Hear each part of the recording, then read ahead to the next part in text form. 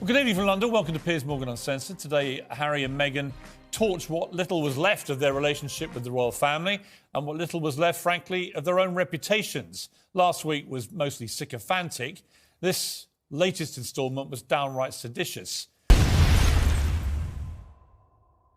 Hey everyone, welcome back to the channel. Today we're diving into one of the most talked about feuds in modern media, Piers Morgan versus Meghan Markle and Prince Harry. Love him or hate him, Piers Morgan has never been one to hold back, especially when it comes to the Duke and Duchess of Sussex. In this video, I'll break down every fiery moment Piers has publicly called them out, exposing their contradictions, hypocrisy, and endless drama. Trust me, you don't want to miss this. Well, Harry and Meghan's Netflix series, released to the world this morning, is packed with, well, not really revelations, are they? It's sort of rehashed old revelations with a new twist. As it turns out, we've apparently been wrong all along. Britain is a nasty, racist hellhole where only magnificent Meghan stood up to all this. And the world's biggest victims are not the people of Ukraine or the people battling COVID or people struggling in a devastating cost of living crisis. No, the world's biggest victims right now are the Duke and Duchess of Netflix. And don't take my word for it. Yeah, nobody set out to destroy you. You destroyed yourselves in this country with your ludicrous, hypocritical behaviour. The truth be told, what you just said is complete and utter garbage. Harry and Meghan's romance, engagement and marriage were all greeted with ecstatic joy by the British media, the public and the royal family that they've all now abandoned. That's the truth. Not Harry and Meghan's truth, but the actual truth. The first 3 hours of this Netflix series paint a very different, far uglier picture of this country and our royal family. Before we jump in, make sure to hit that subscribe button and turn on notifications so you never miss a video like this. Let's get started. The early days, Piers versus Meghan's claims. When Meghan and Harry first stepped back as senior royals, Piers was one of the first to call out their decision.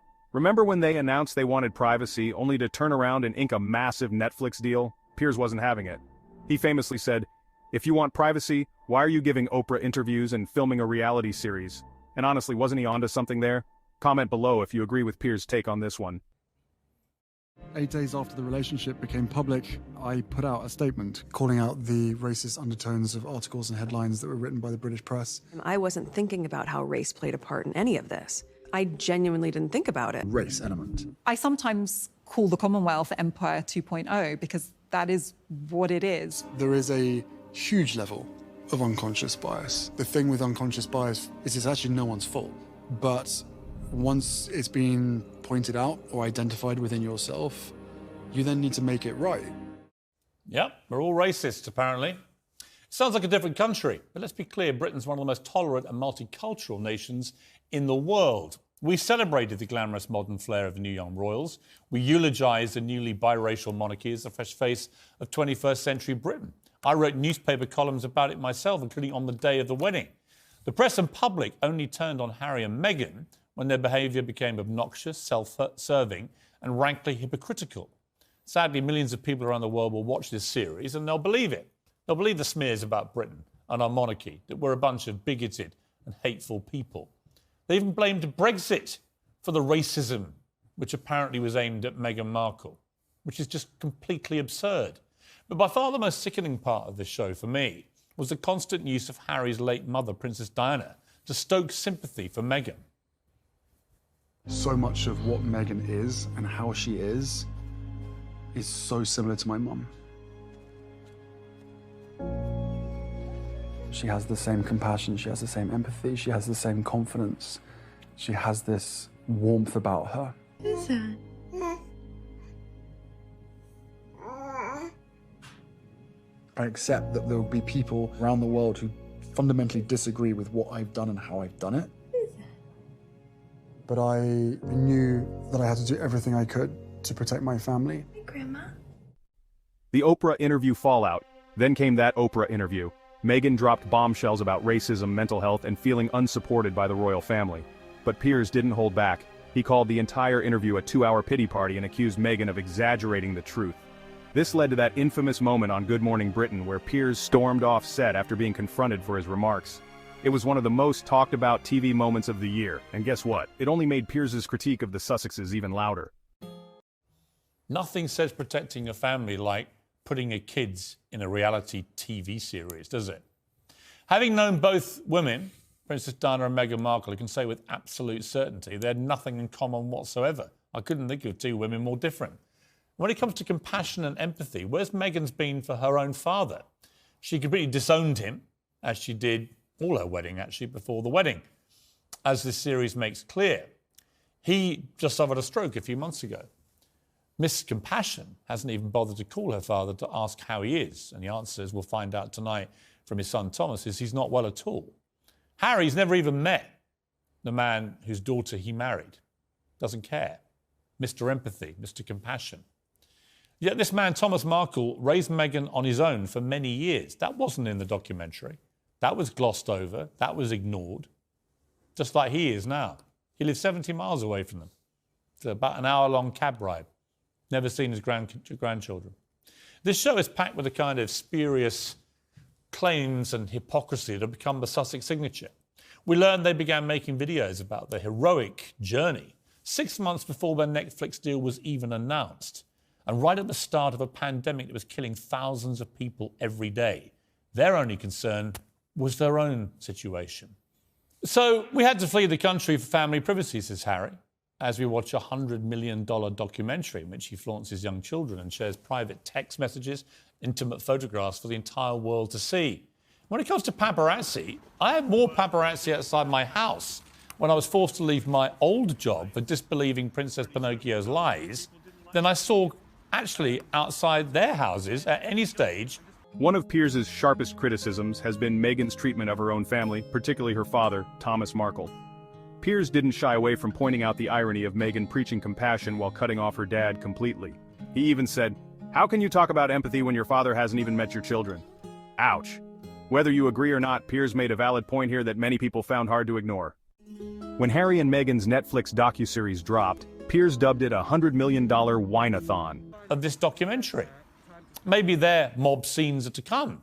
We haven't seen any so far. In fact, all their claims of paparazzi intrusion in the two trailers turned out to be nothing to do with them. They weren't even at many of the events which were depicted. So forgive me if I don't think this is all a load of BS. But frankly, the biggest problem with this series so far is that, like the Sussexes themselves, it's dull, it's predictable, it's cliche-ridden, it's simperingly sycophantic. It's one long rendition of all their greatest whinges and a load of self-congratulatory nonsense. Harry and Meghan sold their royal souls to become reality TV stars, but they haven't got the charisma to carry their own sob story. They're now a grasping ex-royal version of the Kardashians, only with less class, less loyalty, and less brains. Harry and Meghan, the dreariest couple in the history of planet Earth, famously abandoned their royal duties for a life of privacy. They left the Goldfish Bowl of Great Britain for the camouflage of California, remember? Famously sheltered from the evil British press. And since then, they've kept an incredibly low profile, as they vowed to. If you excuse the massive book deals, the Silicon Valley startups, the preaching videos about well-being, the podcasts, the speeches, and the major network interviews with everyone from Oprah Winfrey to James Corden. But they've barely been seen or heard at all, have they? Well, on Thursday, they'll quietly and apologetically release their $100 million documentary series on Netflix. I mean, nothing says protecting your family like doing a reality TV, fly-on-the-wall documentary about every aspect of your family life for the delectation of the entire planet. Does it, Harry? Well, a braying pack of paparazzi photographers jostling for space to hound the happy couple. That's what we just saw, right? Childhood photographs clearly intended to evoke the tragic death of his mother, Diana. But those photographers we just saw weren't actually interested in Prince Harry at all. He tore into their claims, calling out the use of manipulated footage and questioning their repeated attacks on the royal family. From rehashing old grievances to making inconsistent claims, Piers labeled the couple the Duke and Duchess of Gaslighting. It was one of his most brutal takedowns yet, and honestly, the receipts he brought to the table were hard to ignore. They were at the premiere of a Harry Potter movie 5 years before Harry even met Meghan. There weren't any royals there at all. This apparently sneaky paparazzo lurking above the Sussexes was actually invited there to cover their meeting with Archbishop Tutu in Cape Town. Another photo used in the promotions shows Harry's outstretched hand apparently shielding the couple from photographers, only it's actually a cropped photo of Harry with ex-girlfriend Chelsea Davy, taken in 2007. And a press scrum shown dashing after the unhappy couple was actually chasing after reality TV star one of their compatriots now, Katie Price, at Crawley Magistrates Court. Ironically, for a couple who've repeatedly sued newspapers for intrusion and inaccuracy, they've just put a load of whoppers into their trailers. That's before we even get to the main event. When the stakes are this high, doesn't it make more sense to hear our story from us? Oh, shut up. What do you mean the stakes are this high? Who do you think you are? Other than a latte-munching imbecile living in luxury in California while the rest of the world's a cost of living crisis, moaning and whining about an institution which gave you the titles on which you now trade millions of dollars. What are you talking about? What stakes are there, other than the massive, gigantic stake you're currently plunging into our monarchy over here? And as for telling their story, sorry, have I missed something? I thought you've been telling your truth, which is often a pack of lies, from the moment you abandoned this country. Well, today's new trailer doubles down on the last trailer, and there's more tears. Remember that clip of Meghan once showing us how she could cry like that at the drop of a little tarnished tiara? Remember that? She could do it like that. Just bear that in mind when you watch it. Did you get that one?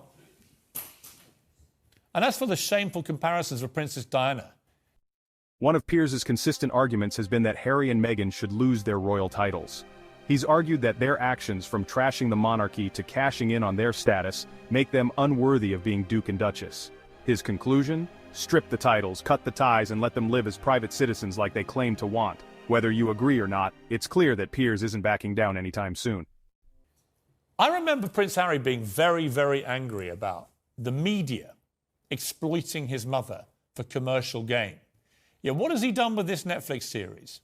He's used his mother to sell it. Could there be a more grotesque exploitation, or a more hypocritical one, than him using his dead mother's imagery to engender sympathy for himself again as the great victim in this world? I find it all puke-making. And I speak as someone who's actually in one of these things. I pop up. Yeah, me. And to my astonishment, I was being very nice about Meghan Markle. Let's have a listen. Oh, God, you wouldn't know the truth if it hit you around the back of your head. This gruesome twosome only survived by cashing in on what's left of their royal status now. I said it before, I'll say it again tonight. King Charles should strip them of all their remaining titles and cast them out from any connection to the royal family. How could any of them trust them, as far as I could throw them? So, there you have it. Every time Piers Morgan absolutely destroyed Meghan Markle and Prince Harry. Love him or hate him, you can't deny the guy knows how to stir up a debate. What do you think? Is Piers too harsh, or does he have a point?